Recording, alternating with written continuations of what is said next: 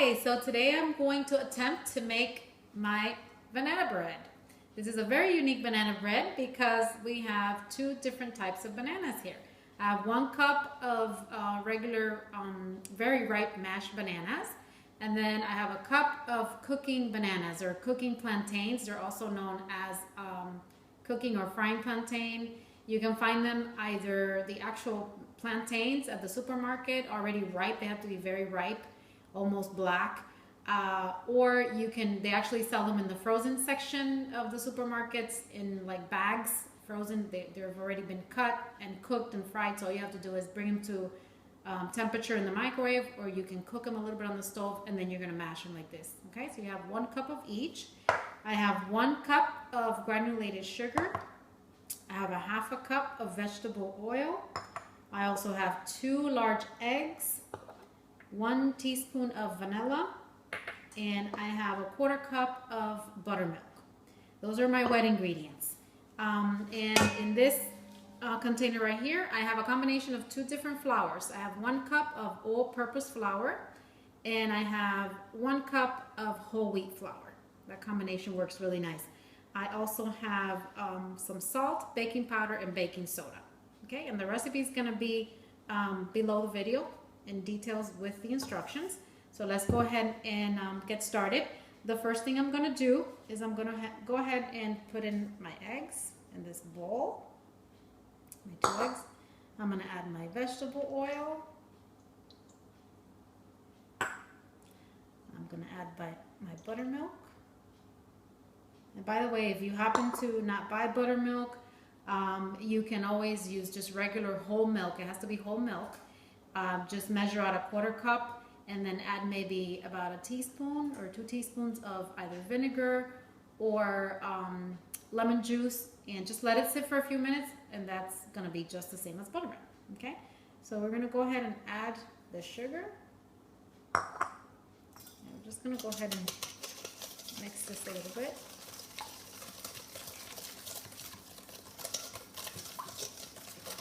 Just to make sure that you break up these wet ingredients. Okay, you're going to add your vanilla. And at this point, you want to go ahead and add the 2 mashed bananas. Okay, now you probably have never seen a banana bread with this type of cooking bananas, or plantains, or plátanos, that we call them. We also call them maduros when we cook them. But trust me, this is going to be really nice. It's also sweet. It's a different level of sweetness, a little bit of different taste. So it's going to be nice. As you can see, all my wet ingredients are pretty much incorporated. You don't have to mix this too long. Just before you put in the dry ingredients, just make sure that this is all mashed in. Okay? Because once you put in the dry ingredients, you really don't want to mix it too long.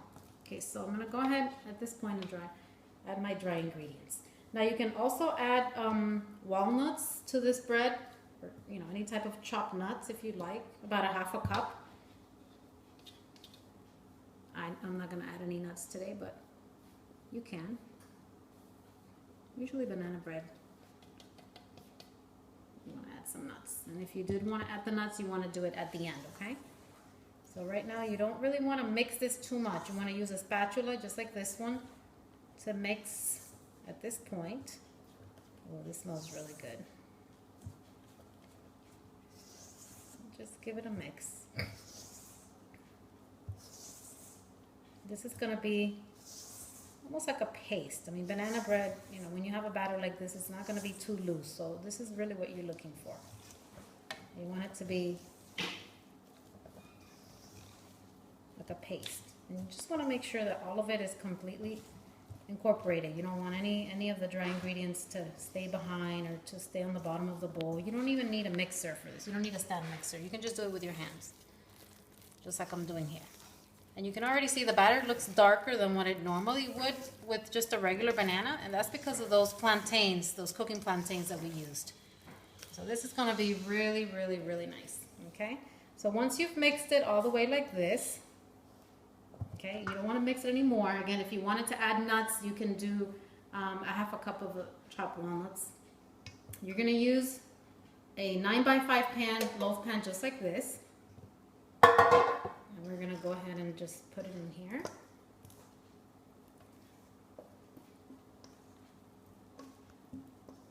This is enough for one loaf, one nice loaf.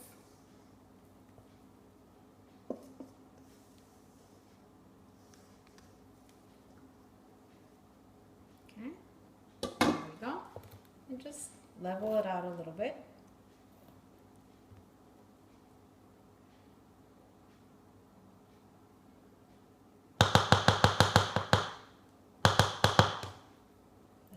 Sure I get all my batter in there. There we go. Okay, so now what you're gonna do is we're gonna put it in the oven. You're gonna bake it at 350 degrees, usually about 50 minutes to an hour. Or once you insert a toothpick in the middle, it comes out clean. That means it's ready and you don't wanna overcook it. So let's go ahead and put it in the oven at 350 for about an hour. And when it's ready, I'll show you what it looks like. So I want to show you what my bread actually looks like after it came out of the oven. As you can see, it's nice and golden brown. And the test that you want to do to see if it's ready is you just want to, I'm using one of these wooden skewers, but if you have a toothpick, you can also do it. You can just insert it in the middle, and when it comes out, if it's nice and clean like this one, that means it's ready. So mine's took about 45 to 50 minutes in the 350 oven, and it's ready. So it's still warm. So what I'm doing is I'm laying it on a rack and just letting it cool for a little while. Once it's been on the cooling rack for about 10 or 15 minutes, then you want to take it out of your pan and you want to let it cool a little bit longer, maybe about another 20 minutes, and just leave it on the counter.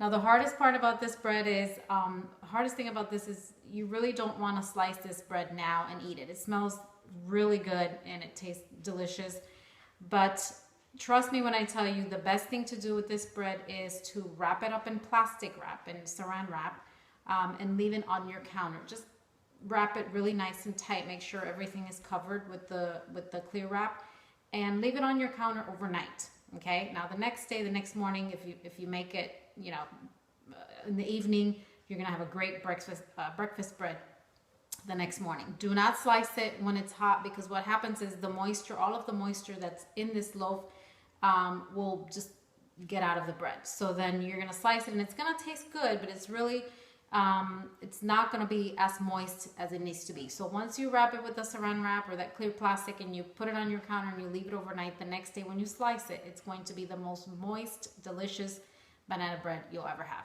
So trust me on that. I know it's gonna be hard, but I've had different experiences. Cutting the bread right after you bake it and cutting the bread the next day just makes a big difference. Now, if you're not going to eat it all the next day, if you're not having people over, if you're not going to eat, everything within a day or two, then you're going to want to put the rest of it in the refrigerator, again, in the plastic wrap. And then you can just, slice it and have a slice every day until it's finished. Or you can pre-slice it and put them in the freezer in individual slices in Ziploc bag and freezer Ziploc bags. And that's also a good way to eat it if you're not making a bread for a lot of people, if it's just you or only 2 people. But if you do have a family of 4, or if you have people coming over, believe me, this is going to be gone within the day. Okay? So I hope you try this recipe.